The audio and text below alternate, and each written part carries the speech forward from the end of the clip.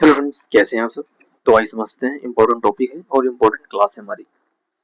यह class number हमारी 6 है आज की। इसके पहले टोटल 5 क्लासेस हो गई हैं और सभी की सभी इम्पोर्टेंट क्लासेस हैं हमारी। जितना अच्छा कंटेंट प्रयास करता हूँ देने का, आप पेड कोर्स में भी नहीं मिल पाएगा आपको, समझ लीजिए। तो बाकी ठीक है, आइए समझते हैं। ये फिजिक्स के लिए क्लास चल रही है। सबसे पहले मैंने बायोलॉजी स्टार्ट किया था।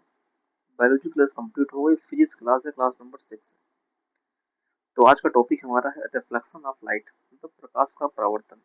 सिंपल चीजें एनसीईआरटी बेस में ले चलता हूँ।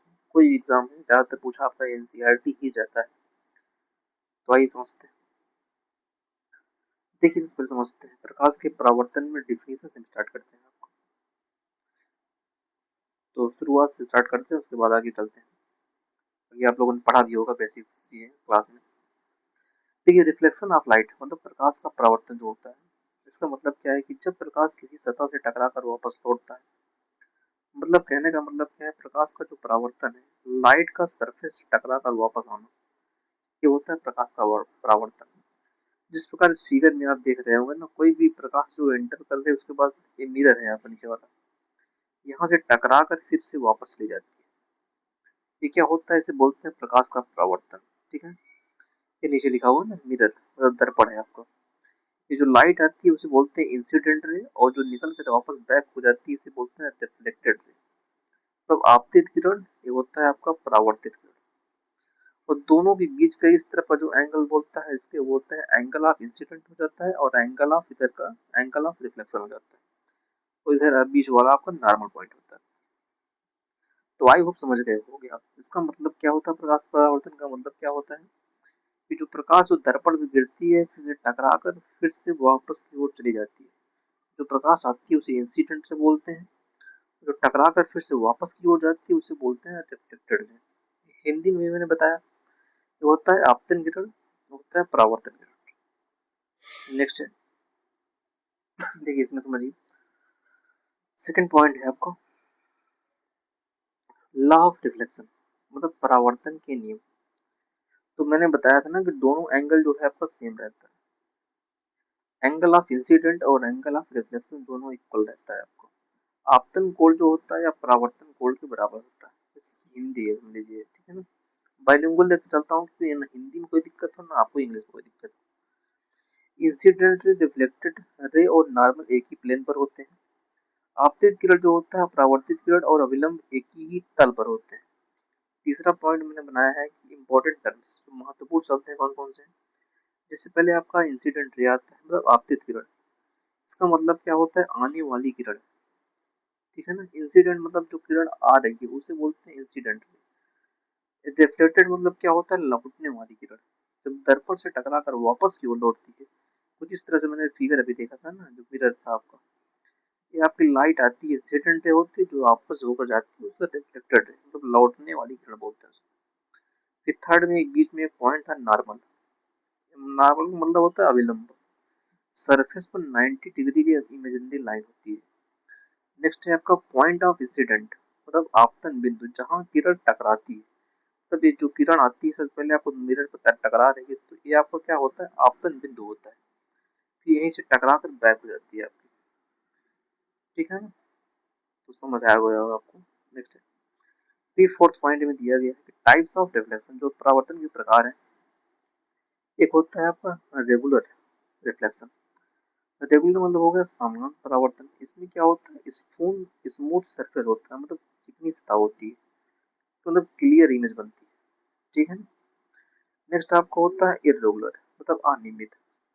रेगुलर मतलब हो गया नियमित जिस चीज को किया जा रहा है। इरेगुलर का मतलब होता है अनियमित परिवर्तन हो रहा है इसमें। इसका मतलब क्या है, रफ सरफेस होता है, मतलब खुरदरी सतह होती है, इमेज क्लियर नहीं बनती। तो दोनों पॉइंट समझ आ गया होगा। रेगुलर रिफ्लेक्शन में क्या होता है कि जो चिकनी सतह होती है, इमेज जो होती है साफ बनती है। जबकि इरेगुलर रिफ्लेक्शन जो होता है, इसमें इमेज जो होता है क्लियर नहीं बनता है। ठीक है ना। देखिए थोड़ा ही पढ़िए, जो ही पढ़े अच्छे से पढ़िए कोई, क्योंकि एग्जाम का लेवल जो है पॉइंट टू पॉइंट नहीं पूछता है, उसके अंदर घुस जो चीजें छोटी छोटी चीजों को पूछता है वो। ठीक है ना। तो इसीलिए हमें बेसिक से गहराई से पढ़ना पड़ेगा उसको।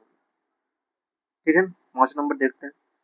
Image formation by plane wave, जो समतल दर्पण होता है, समझते हैं इसके बारे में। समतल दर्पण क्या होता है, जिसमें हम लोग अपना इमेज देखते हैं, जो दर्पण घरों में लगा होता है, वो तो समतल दर्पण है। इसमें क्या होता है, इमेज जो होता है वर्चुअल और डायरेक्ट होता है, मतलब आभासी और सीधा होता है। साइज क्या होता है, समान आकार का होता है। डिस्टेंस ऑब्जेक्ट और जो होता है डिस्टेंस इमेज, दोनों इक्वल होता है। जो आपका दूर की वस्तु होती है और जो दूरी होती है, मतलब किसी भी इमेज की, वो दोनों इक्वल होती है। लेटरल इन्वर्जन मतलब होता है पार्ट्स उल्टा, लेफ्ट राइट बदलता रहता है। इसका मतलब क्या है, आप सामने से मिरर के सामने खड़े हैं, या आपको इमेज हम दिखाएंगे लास्ट में, तब वो इमेज है के सामने अगर आप खड़े हैं, तो आपका जैसे राइट हैंड दिख रहा है, अगर उधर से देखेंगे तो आपका मिरर में लेफ्ट दिखाई पड़ेगा, जब सामने से आपका राइट रहता है वो। ये समझते हैं इसमें। ये मिरर फार्मूला आपको दिया गया है, दर्पण का सूत्र और इम्पोर्टेंट है, समझ लीजिए। फार्मूला क्या होता है, one upon F equal to one upon V plus one upon U. F क्या है, तो लेता है, एफ जो है आपका फोकल लेंथ है, वही बी आपका इमेज डिस्टेंस है। यू क्या है, ऑब्जेक्ट डिस्टेंस है, मतलब वो ऑब्जेक्ट मतलब होता है वस्तु, किसी वस्तु का क्या है, दूरी है। 7 नंबर में आपका यूज ऑफ रिफ्लेक्शन, मतलब इसका उपयोग कहाँ है, जो दर्पण है आपका। पनडुब्बी, पनडुब्बी मतलब समझते हैं, जो पानी के अंदर जो चलती है, उसे पनडुब्बी बोला जाता है। उसके बाद आता है क्लेडोस्कोप, मतलब डिजाइन बनाने में इसका यूज करते हैं। सोलर कुकर जो होता है, सौर कुकर, इन सब में इसका यूज किया जाता है। ठीक है, नेक्स्ट है क्विक फैक्ट्स जो आपको दिया गया। प्लेन मिरर फोकल लेंथ जो होता है इन्फिनिटी होता है आपका। रिफ्लेक्शन स्पीड जो होती है स्पीड ऑफ लाइट के बराबर होता है। प्रकाश की चाल होता है उसके बराबर होता है। प्रकाश की चाल भी क्या होता है, समझ लीजिए, जब आया है ये 3 × 10⁸ मीटर प्रति सेकंड स्क्वायर, ये होता है आपका। मल्टीपल रिफ्लेक्शन जो होता है मिरर्स के बीच का इमेज होता है। ये कुछ इंपॉर्टेंट पॉइंट्स है आपके। अब आइए कुछ समझ लेते हैं, जो ऑब्जेक्टिव जो क्वेश्चन पूछे जा सकते हैं, कैसे बन सकते हैं क्वेश्चन। देखिए, प्रयास किया करिए बताने का। The image incident is equal to, जो आपतन कोण होता है किसके बराबर होता है। पहला आपको दिया है विचलन कोण, सेकंड आपका परावर्तन कोण, थर्ड आपका अपवर्तन कोण, और कोई नहीं। तो जो आपतन कोण होता है हमेशा परावर्तन कोण के बराबर होता है। इसको मैं शुरुआत में ही बताया था आपको। जो आपका इंसिडेंट होता है रिफ्लेक्टेड रिफ्लेक्टेड दोनों इक्वल रहता है। तो ऑप्शन नंबर आपका बी हो जाएगा इसमें। नेक्स्ट है आपका, समतल दर्पण कैसी छवि बनाता है। जो कि अभी मैंने डिफिनेशन समझाया है आपको। समतल दर्पण जो होता है कैसी छवि बनाता है, वर्चुअल एंड डायरेक्ट, ऐसे क्वेश्चन आते हैं एग्जाम में, आभासी व सीधा। नेक्स्ट है, अविलंब क्या है, normal is, the normal is, अविलंब होता क्या है, तो भी मैंने बताया समझाया था इसको, परपेंडिकुलर टू सरफेस, जो सतह पर लंबवत होता है। मतलब ऑप्शन नंबर आपका बी हो जाता है। जैसे मैंने बताया था ना, जो बीच वाला जो रहता है लंब, वही होता है आपका नॉर्मल। तो तीनों क्वेश्चन आपको समझ में आ गया होगा। क्यों समझ में आ रहा है कि मैंने डिफिनेशन जो आगे बता दिया है आपको, उससे रिलेटेड करके क्वेश्चन बनाया गया है।